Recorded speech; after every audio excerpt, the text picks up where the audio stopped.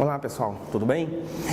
Meu nome é Alisson, professor Alisson Luiz Freitas, sou professor aqui na cidade de Montes Claros de alguns cursos superiores, entre os quais o curso de Direito aqui nas faculdades de Santo Agostinho.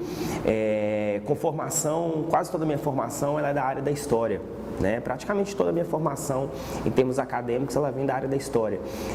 Me graduei em História pela Unimontes, me tornei mestre em 2005 pela UFMG, também na área de História, e em 2011 obtive meu título de doutor pela Universidade de São Paulo, pela USP, na área de História Social.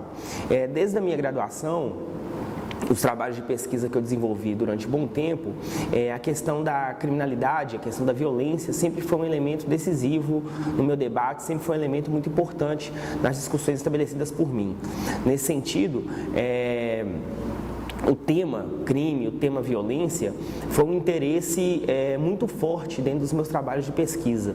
E assim que eu comecei esses trabalhos, me interessei muito pela análise de uma fonte em especial, que são os processos crime, os processos criminais.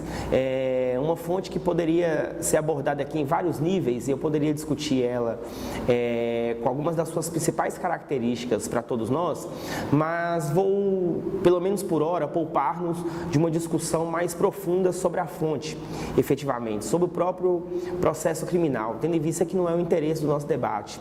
Eu vou apresentar para vocês hoje aqui, e espero debater um pouco, sobre o que eu intitulei Criminalidade e Controle Social, as relações possíveis e importantes entre a criminalidade, a criminologia e o direito penal.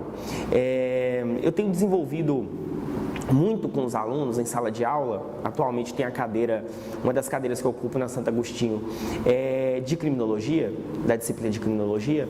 Eu tenho desenvolvido muito com os alunos uma ideia muito importante, não tão original, suponho que uma ideia muito forte nos cursos de direito espalhados por todo o Brasil, de que analisar o crime, analisar a violência de uma maneira isolada entre disciplinas como criminologia e direito penal é um grande erro. Imagino que, e sustento uma coisa que me parece meio óbvia, que essa divisão entre as duas áreas é absolutamente prejudicial ao estudo do crime e ao estudo da violência. Em vários sentidos, eu considero prejudicial pelo fato de que o crime em si, pensando ele como um fato social, ele não pode ser pensado dissociado e separado das questões jurídicas que o regem. Ou seja, a norma, a lei, as regras, as questões mais ligadas à normativa jurídica, elas não podem ser pensadas de forma isolada com relação ao fato social. Os dois elementos, eles caminham juntos, um acaba sendo resultado do outro e comunga e conversa com o outro demais. Então, como estudar o crime sem pensar a lei? Como estudar o crime sem entender a norma? Então, vindo da criminologia para o direito penal, eu suponho que essa seja uma indagação muito importante e quase retórica, porque na prática é fundamental a qualquer um buscar essa relação do crime para o direito penal. Mas se pensarmos também do outro lado, invertendo um pouco a lógica, também é um erro muito grande ao direito penal, aos penalistas e àqueles que querem pensar o direito penal em vários níveis, seja na sua profissão, seja em nível acadêmico, em nível universitário, analisar também a norma sem pensar as questões que regem a sociedade, as características que se passam no corpo social, para que essa norma seja pensada se ela realmente é adequada e em que sentido ela pode se adaptar àquela sociedade. Não dá para você pensar a normativa jurídica e os elementos da lei sem entender também boa parte do espírito que leva à lei. E aí está um ponto muito importante. Muitos alunos que se formam nos cursos superiores em Direito, isso é uma impressão muito forte de quem está dentro da própria realidade. Eu espero que essa impressão não seja confundida com impressionismo, são coisas bem diferentes.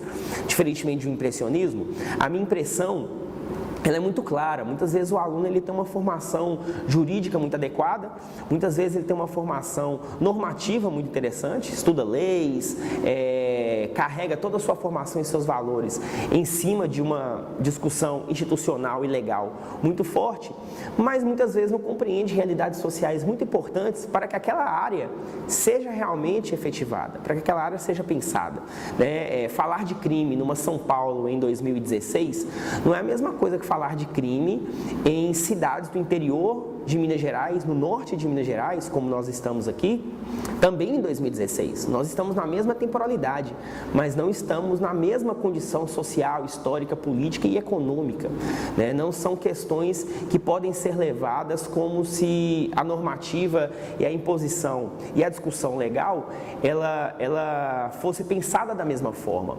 A atuação de um advogado ou de um outro operador do direito na área do crime, ela pode até levar em conta que as leis sejam realmente pensadas para todos de uma forma igualitária, mas não apenas a lei deve ser levada em conta, há necessidade também de pensar também valores importantes daquela sociedade que podem servir como elementos de defesa ou de acusação.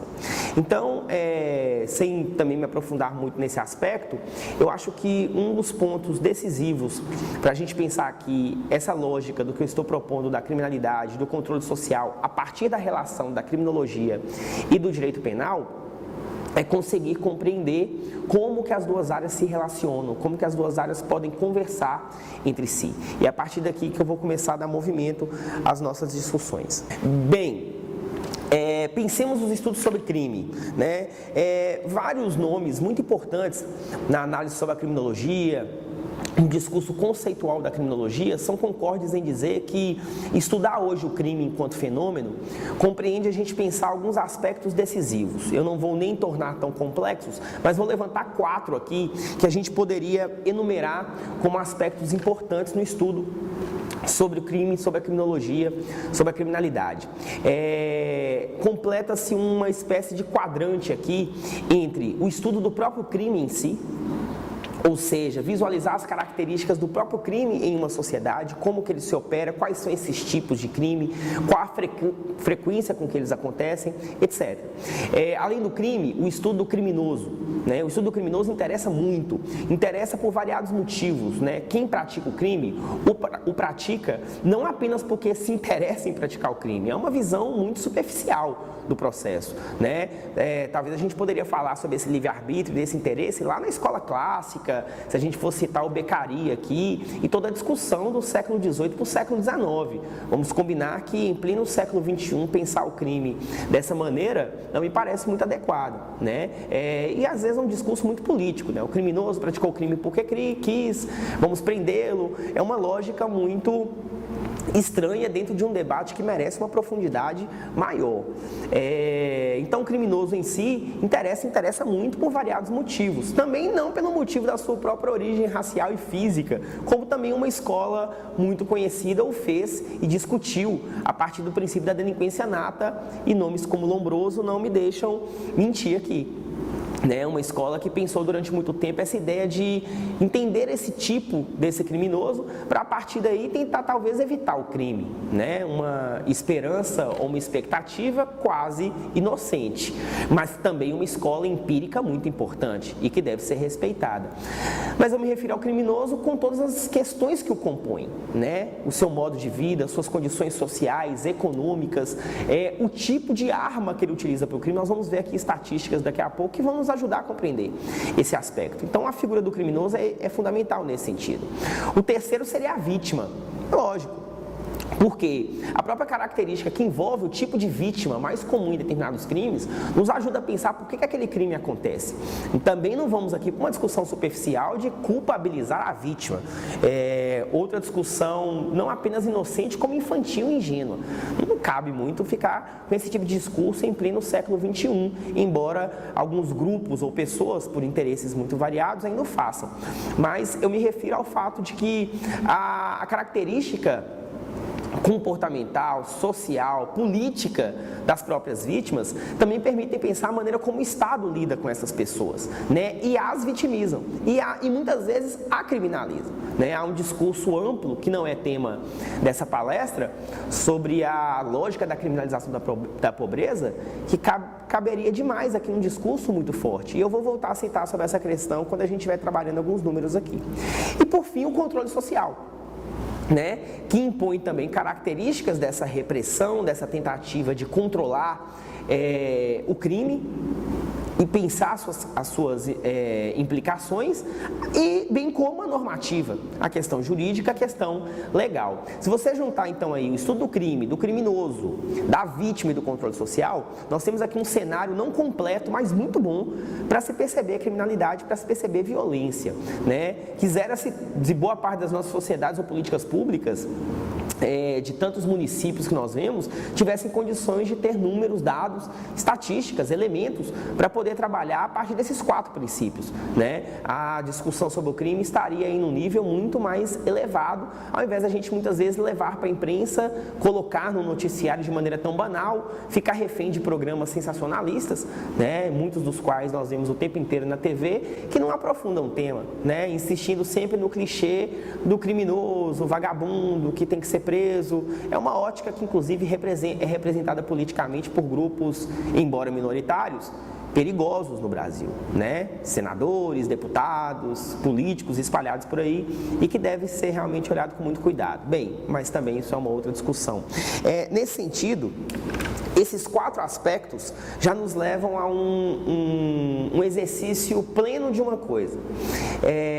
As interseções e as aproximações entre o discurso da criminologia e do direito penal são decisivas para todos nós, né? Porque esses 4 elementos só são possíveis de ser analisados se você aproximar o estudo do crime como fato social e toda a sua interdisciplinaridade, todos os elementos que compõem o discurso do crime e a análise e estudo do crime com o direito penal, né? E os 2 elementos, portanto, isolados, nos levam à tentativa de articular um ou outro desses aspectos, né? Se você perceber isso apenas pela ótica do direito penal, só para dar um exemplo, você vai concentrar muito no discurso do próprio crime e do controle social, não há dúvida nenhuma.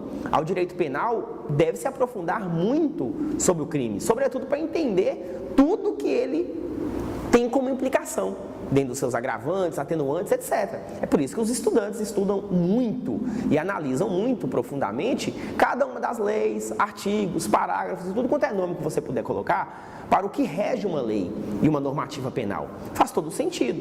Outro interesse muito forte também do direito penal seria o controle social, porque por variados motivos ele compõe também essa normativa. Então você concentraria nisso. Mas será que uma análise profunda sobre o crime e sobre a violência, ela pode ser profunda apenas com o discurso sobre o crime e sobre o controle social? Com certeza absoluta não. E não tenha dúvida nenhuma que pensar o criminoso e a vítima, por exemplo, são aspectos decisivos de uma análise voltada para a própria criminologia, que se interessa por esse debate e tem feito esse debate ao longo dessas décadas. Então, essa aproximação entre as 2 áreas, essas interseções, eu acredito que elas não são ainda muito sentidas na universidade.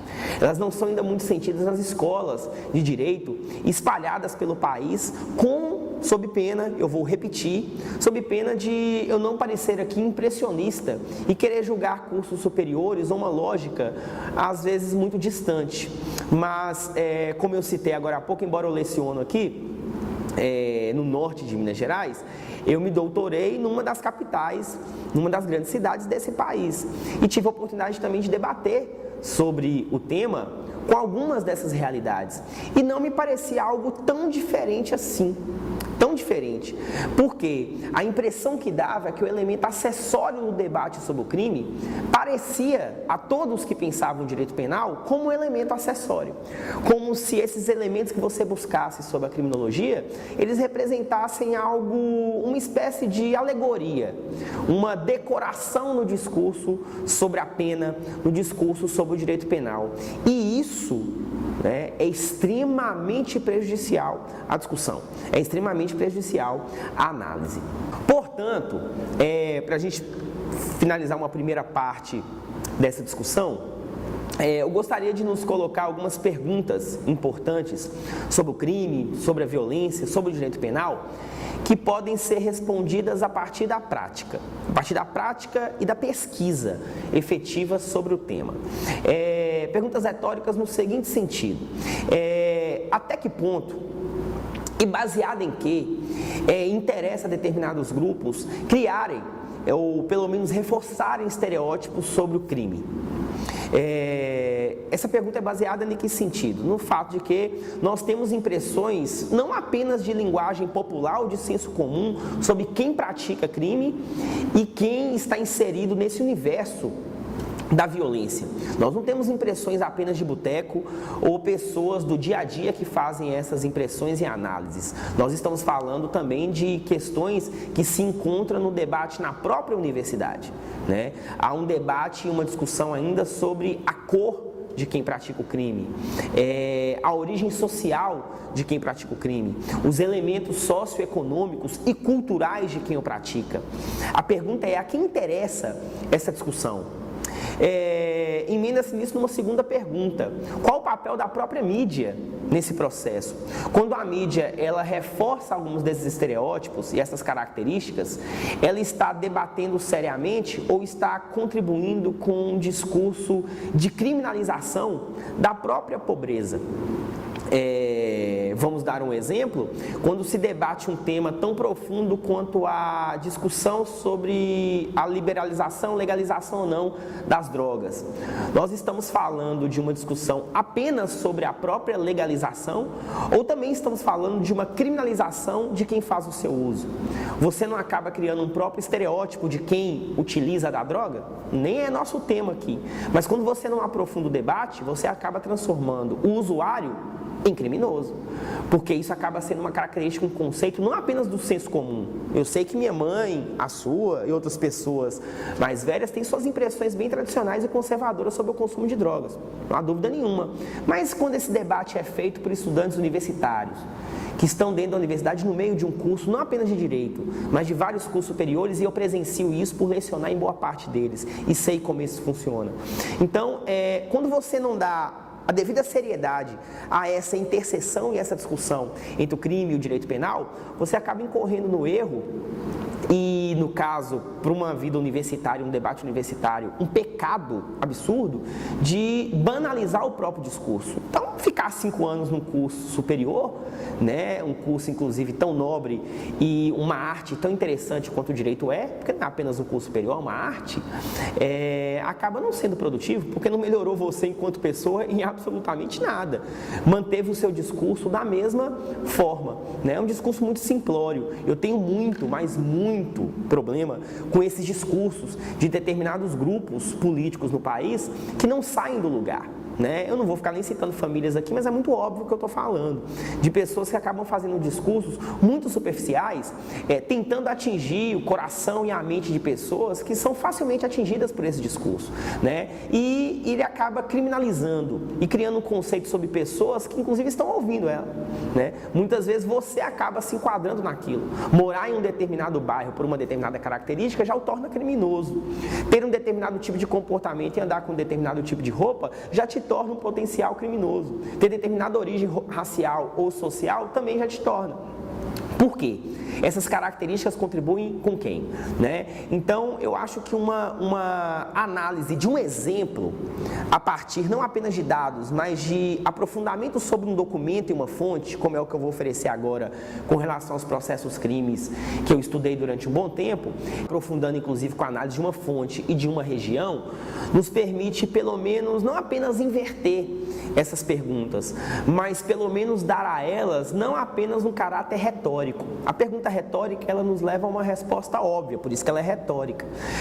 Vamos sair então dessa pergunta óbvia e vamos colocar elementos que nos permitam fazer perguntas sérias, efetivamente, para o processo. E aí, a partir desses dados, a gente consegue não apenas especular sobre o crime, sobre a violência, mas pensar de maneira séria e eficaz sobre ele. É isso que políticas públicas esperam de pesquisadores, tanto em cursos como direito, quanto a historiadores, quanto a cientistas sociais, políticos, econômicos e da própria área biológica. É necessário, então, um debate mais profundo e nós vamos começar a fazer com um exemplo aqui, efetivamente. Desde as minhas pesquisas de graduação, mas eu vou focar aqui boa parte do que eu produzi na minha tese de doutorado, defendida em 2011, eu tive a oportunidade de estudar aqui a região e a oportunidade de trabalhar a fonte que eu já citei há pouco, que são os processos criminais. Sem aprofundar no próprio teor da fonte, trata-se de uma fonte para o estudo do crime absolutamente valiosa e fascinante, né? Qualquer pessoa que tiver a oportunidade de trabalhar processo crime, seja em qualquer época, em algumas é mais complicado pela leitura, né? Pela escrita, alguns cursos de paleografia são necessários para entender a própria escrita do século XVIII e XIX, embora eu tenha trabalhado boa parte do século XIX para frente, essa paleografia foi necessária. Hoje o processo já tem uma facilidade maior de capacidade e potencial de leitura. Mesmo assim, eles têm, até hoje, um teor social, cultural e jurídico extremamente valioso, né? Um processo criminal simples, eu diria, com poucas informações sobre um crime, eu pegava geralmente processos com 40, 60, 70 páginas. Isso é um processo simples. Um processo razoável para complexo, para tentar pegar uma média, era um processo às vezes com 200, 250 páginas. Então nós estamos falando de uma tentativa enorme de mergulhar um pouco naquele cotidiano do fato social, do crime, né? Não exatamente estabelecer uma verdade, até porque o direito não está preocupado com uma verdade, nem eu, né? Vamos combinar, a discussão sobre o que realmente aconteceu não é problema de quem realmente faz o direito, né? Embora as discussões sobre direito e diferenças sobre direito e justiça são discussões que vocês fazem num curso, todos pensam ao longo de um curso superior, e eu não vou refleti-las aqui sob a guisa de começar a ser um pouco irônico sobre ela, né? Já que eu não sou da área e posso me permitir determinadas ironias, mas não farei nesse momento. Bem, é evidente e indiscutível que os dados presentes no processo nos permitem mergulhar em algumas questões. Eu trouxe para a gente aqui poucas tabelas, eu cheguei a produzir no doutorado 25 dessas tabelas, com uma quantidade, para você ter uma noção dos números que eu estou colocando sobre o norte de Minas, tendo como específico mesmo os processos registrados na comarca daqui da região. Então, processos que hoje estão disponíveis numa divisão de pesquisa regional que funciona num dos bairros aqui da cidade. Eu cheguei a trabalhar somando esses processos entre metade do século XIX ao início do século XX com 694 processos crime, né? Tive um grupo de pesquisa que me acompanhou e alunos bolsistas que me acompanharam no processo. Trata-se de uma documentação extremamente vultosa, extremamente complexa, inclusive, de se analisar, e tive um grupo de pesquisadores bem considerável me ajudando nisso. 694 processos criminais, tendo deles 90% praticados por homens livres, né? Então, os números que eu vou levantar aqui são referentes aos homens livres. Eu peguei uma época da escravidão no Brasil, até 1888, né? Final do 19, nós vivemos sob o regime escravista. Então, eu vou ignorar esses 10% desse processo, porque não me interessa mergulhar exatamente no cotidiano escravo. Nós não vamos tão longe, não. Eu quero entrar no início da República no Brasil, no norte de Minas, e mostrar para vocês como algumas características, alguns debates do que acontecia aqui na região, no início do século XX, nos permitem pensar algumas práticas da violência a partir de números. Somente os números, sem entrar em casos. Eu não trouxe nem casos específicos aqui, porque os casos são maravilhosos, mas deixamos isso para uma outra oportunidade. Dos crimes praticados na região por homens livres, em média, nas décadas estudadas, nós estamos falando desse grupo de processos criminais, entre 85% a 90% do que se praticava de crime aqui eram crimes contra a pessoa, né? Alisson, isso nos leva a quais considerações? Obviamente, não apenas o número me leva a essa discussão. Foi um debate que eu fiz um pouco mais intenso e tentarei resumir aqui. Nós estamos falando que a cada 100 crimes, 85 a 90 são de crimes contra a pessoa, o que leva a um determinado tipo de característica muito importante, da própria sociedade norte-mineira no início do século XX. Qual é essa característica? Relações de proximidade muito fortes.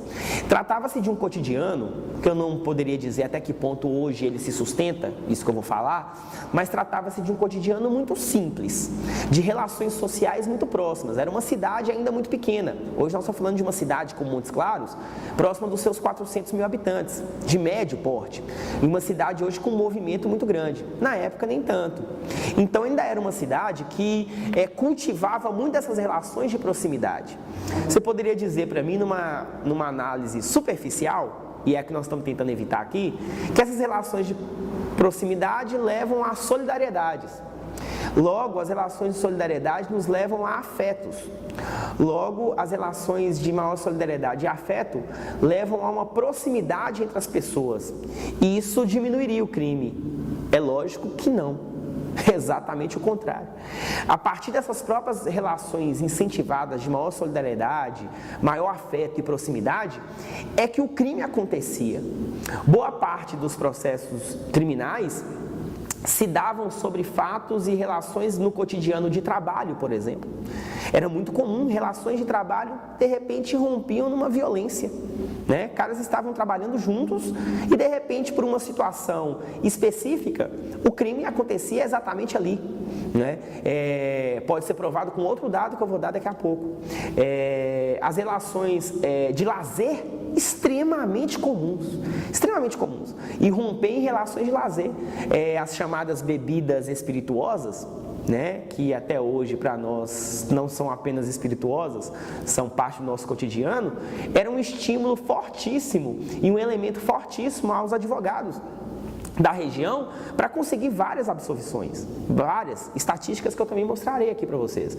Mas por que era utilizado? Porque nessas relações de lazer sabia-se do consumo muito forte dessas bebidas e que, portanto, isso poderia servir como um elemento e um debate a ser feito no processo crime.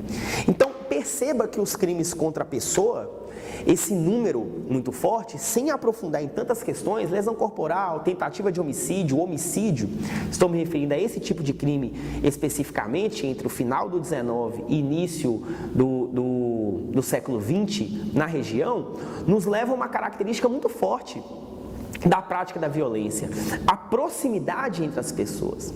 E essa proximidade era um elemento utilizado pelos próprios operadores do direito, muitos dos quais até rábulas, pessoas que não tinham exatamente uma formação acadêmica do direito, mas tinham uma noção jurídica enorme sobre ela. Acho que todos nós sabemos disso. Durante muito tempo no Brasil, não foi apenas o bacharelismo que moveu a prática jurídica, muitos homens que conheciam de leis operavam e eram contratados para atuar na área jurídica. Isso no norte de Minas foi muito comum e no Brasil inteiro. Esses caras levavam em consideração, porque se eles não levassem em consideração essa característica, dificilmente eles conseguiriam a absolvição do seu cliente, a absolvição de quem tinha praticado o crime. Se o cara tinha praticado o crime ou não, eu vou repetir, isso é uma discussão sobre verdade e ela não me interessa e também não interessa a você. Se o seu cliente de fato cometeu aquele delito ou não, me parece que a sua função é defendê-lo efetivamente, baseado em vários fatos, mas não com uma preocupação tão grande com o real, efetivamente. E era o que esses advogados faziam. Quando eles mergulhavam no cotidiano da região para compreender suas características, eles conseguiam compreender de fato o que eles poderiam utilizar daqueles mecanismos regionais para poder pensar no controle social e no próprio crime. Ou você acha que essa análise que eu acabei de fazer aqui, faça uma pequena reflexão, e essa não é retórica, a pergunta.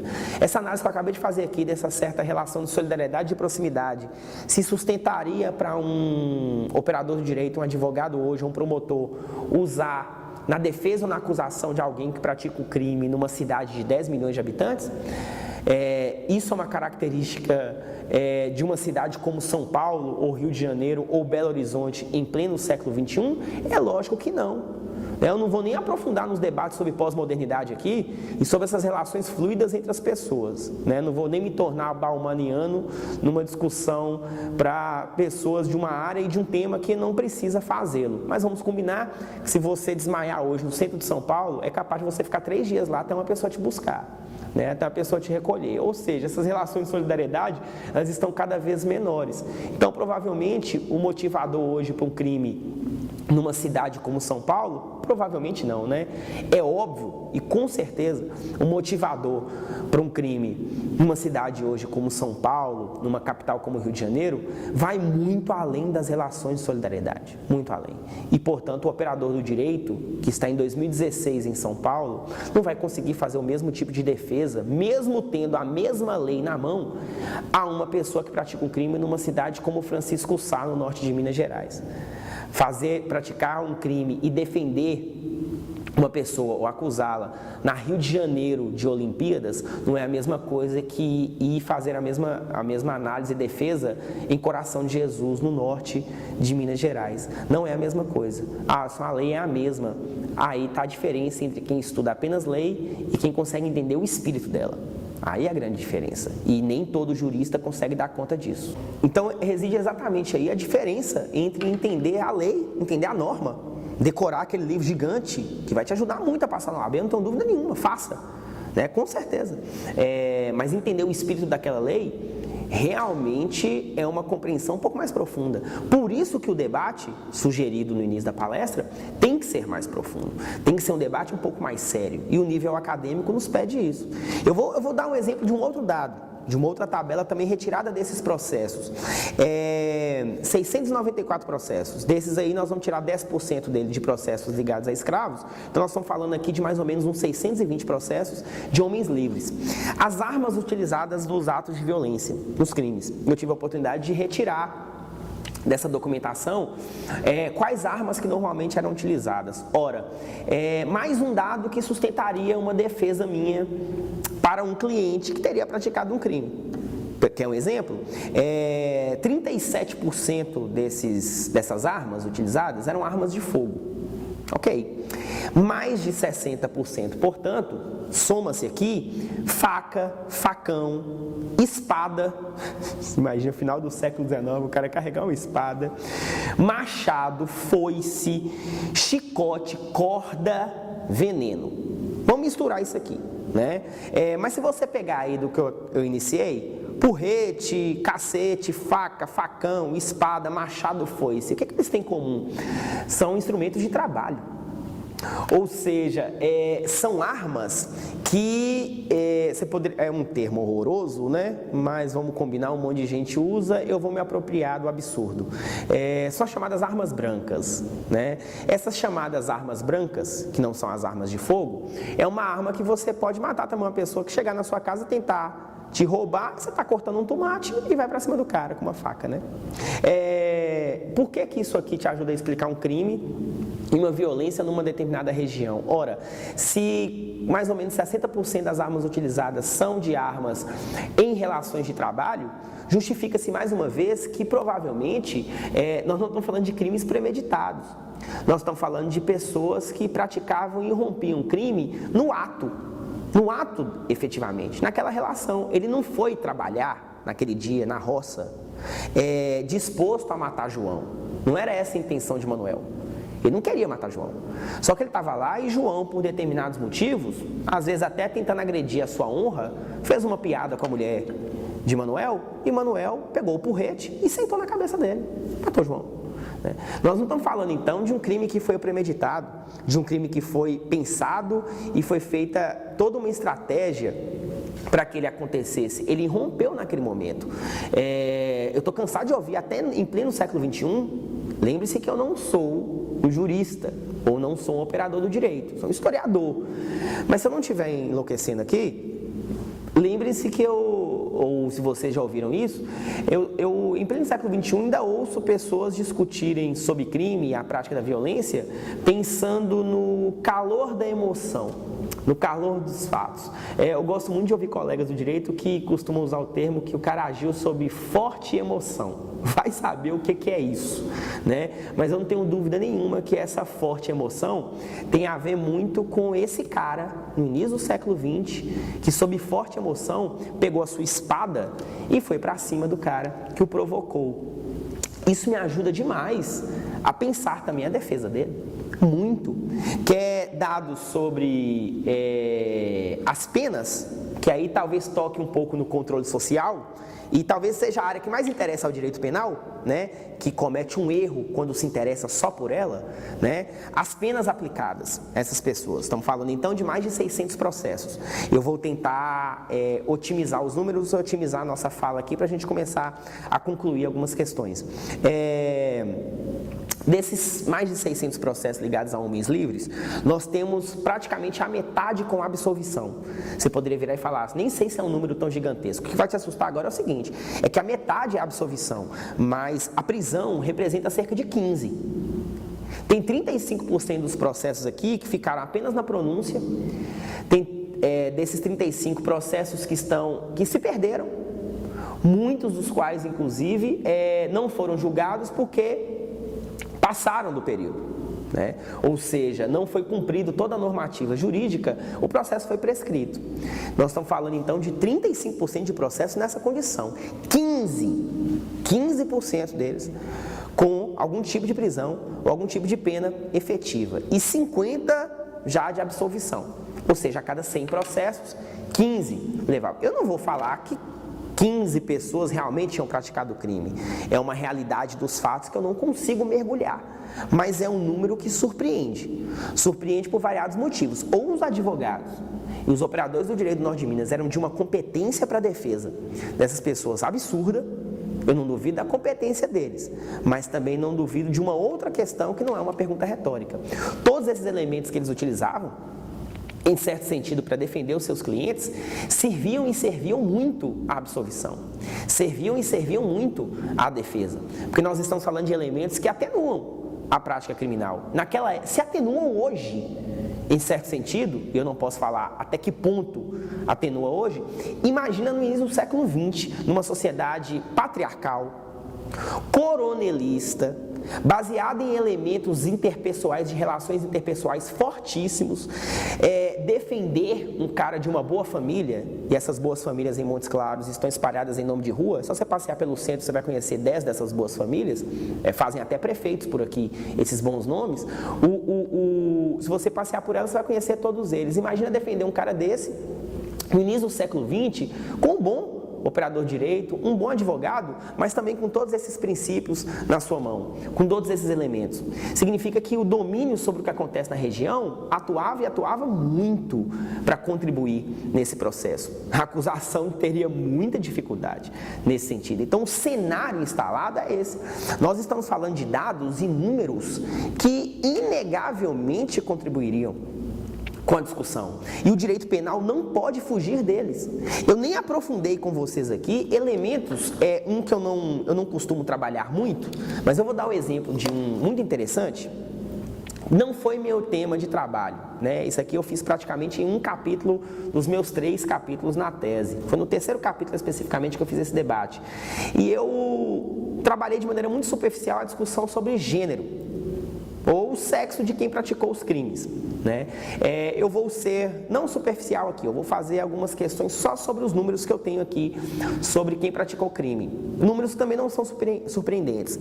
A cada 100 crimes praticados, 90, 92 eram por homens, 8 a 10 por mulheres, né? Até aí nada surpreendente. Quando você vai para as vítimas, esse número de mulheres aumenta. Também não é surpreendente, mas também não é tão chocante, né? Nós estamos falando de 80 para 20, né? Então, vamos nas mulheres criminosas. Nas mulheres criminosas. Nós estamos falando então de a cada 100 processos, 8 a 10 são praticados por mulheres. Você diria para mim, Alisson, em que sentido isso me ajuda a defender essa mulher? O tipo de crime praticado por ela. Quando você mergulha no processo criminal, e aí, uma figura do direito penal tem que dominar isso. Uma pessoa que lida com direito penal tem que dominar isso que eu estou falando. Isso não pode ser um discurso apenas de um historiador. Não pode caber apenas a ciência social, o elemento que eu vou colocar aqui. Presta atenção como o dado é absolutamente somático e poderia ajudar muito o direito penal. Quando você mergulha no tipo de crime, você vê que há características do cotidiano da relação da mulher com a violência muito diferente do homem. Como assim as características? Eu comecei a perceber que os processos que envolviam mulheres criminosas, os processos eles eram datados de um determinado período, mas eles se referiam a um fato que tinha acontecido muito antes. Eu vou te dar um exemplo. O processo estava registrado o seu início no dia 15 de agosto de 1910. Entretanto, quando eu começava a ler o processo, contava-se de um crime que tinha acontecido no dia 10 de julho de 1907. 3 anos antes, às vezes 6 meses, às vezes falava-se de um problema de 3 anos antes, 6 meses antes, 8 meses antes. Não era exatamente do fato em si ali. O fato tinha ocorrido muito antes. O problema daquelas mulheres tinha acontecido muito antes. O que aconteceu? Aquele problema de 6 meses antes, 8 meses antes, virava um crime depois. Ora, preste atenção. Nós estamos falando então de mulheres que geralmente não praticavam o crime exatamente no ato imediato onde o problema acontecia. Ela pensava sobre o crime. Ela tinha o problema no dia 10 de julho e o crime só acontecia no dia 5 de novembro. Ela ficava 5, 6 meses pensando sobre a prática violenta, pensando sobre o que ela faria com o problema.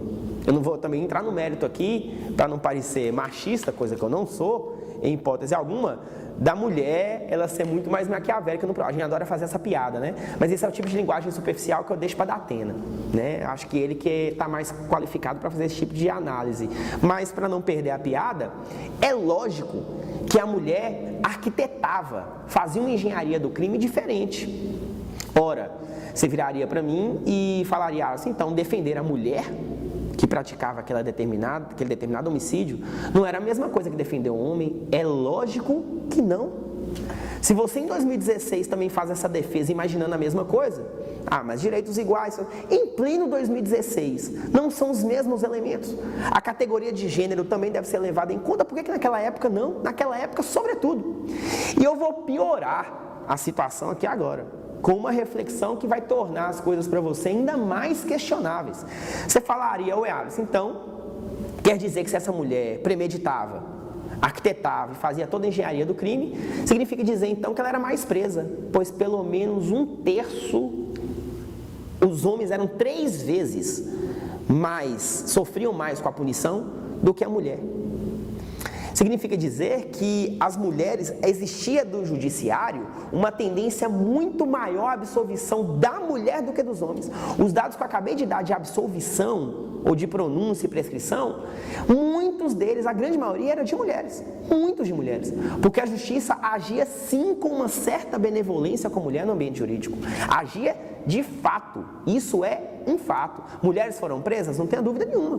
Mulheres sofreram punições por práticas criminais? Sofreram, não estou falando isso. Mas havia sim uma atuação do judiciário com uma certa benevolência com elas. Havia sobre a mulher, a prática criminal da mulher, uma benevolência e uma proteção maior do Estado, que a lei não prevê, que a lei não discutia, mas que acontecia naquela sociedade, naquela região, naquele momento. Acontecia por quê? Porque nós estamos falando de um Estado que também tinha uma relação com a figura feminina nesses aspectos, de fragilizá-la. Você acha que um advogado não vai levar isso em consideração? Você acha que um operador do direito não vai fazer isso? O direito modernizou em vários aspectos, mas você acha que até hoje, tentando só te dar um exemplo de uma área diferente, que em direito de família, um profissional da área não vai utilizar ainda uma pretensa dificuldade da mulher inserir-se no mercado de trabalho para conseguir uma pensão, mesmo que o direito tenha modernizado e isso não faça nenhum sentido para ninguém aqui nesse momento, e que não faça também nenhum sentido tendo em vista que a luta das mulheres por espaço permitiu a ela muito espaço, muito mesmo, então toda uma discussão de modernização sobre o direito da mulher não se justifica quando o Estado protege essa mulher. Quantas e quantas decisões não devem estar acontecendo até hoje aí, em pleno 2016, de juízes fazendo uma proteção maior sim à figura da mulher. Significa dizer, portanto, que esses aspectos não são negligenciados e também não devem ser negligenciados por você, que se tornará esse operador de direito. Então, Eu estou colocando essas questões aqui, e já trabalhando numa lógica conclusiva, para a gente chegar numa questão fundamental da premissa que nos guiou aqui. A premissa era aproximar as duas áreas, pensar a área da criminologia, da criminalidade, junto com o direito penal. Eu não descobri a pólvora falando isso aqui com vocês, né? E também não acho que eu estou falando algo absolutamente original para estudantes de direito aqui na Santo Agostinho e aqui na região, porque eu suponho que vários professores também o façam. Mas eu estou tentando mostrar em termos práticos como isso pode ser feito. E como isso pode ser feito? Quando você levar ao operador, ao futuro operador do direito, as condições de fazer essa associação, para que ele não trabalhe com as duas questões de maneira isolada, para que ele não comece a pensar que estudar direito penal é abrir leis apenas. Se ele não tiver uma profunda análise sobre a violência, sobre a criminalidade, ele nunca vai defender um cara como o Bruno. Não se defende um cara como o Bruno só com leis. Não faz nenhum sentido. Você não escolhe um cara como o Bruno, na condição dele, ele não vai escolher um advogado que apenas passou na OAB e fechou as questões sobre o direito penal. Isso não resolve, não. Defender um cara como o Bruno pressupõe entender crime e violência numa perspectiva muito maior. Pressupõe você mergulhar lá em Ribeirão das Neves e entender as condições como um cara como o Bruno foram criadas. Não para justificar que um cara como o Bruno possa praticar um crime porque ele viveu na pobreza, mas para jogar isso no jogo e no cenário do direito. O jogo e o cenário do direito, ele permite determinados espetáculos e determinados discursos muito maiores do que apenas entender norma, do que apenas ter a concepção normativa no processo. É por isso que o direito é uma arte e é por isso que se entrega tanto e se espera tanto do direito. Já que se entrega tanto ao direito e se espera muito, espera-se também que você, como futuro operador, o faça, né? Então comece a pensar nessas questões e refletir, porque eu não tenho dúvida nenhuma que essa é a distinção entre ser uma pessoa comum da área e uma pessoa especial. Eu faço votos que você esteja nesse segundo grupo, ok? Um abraço.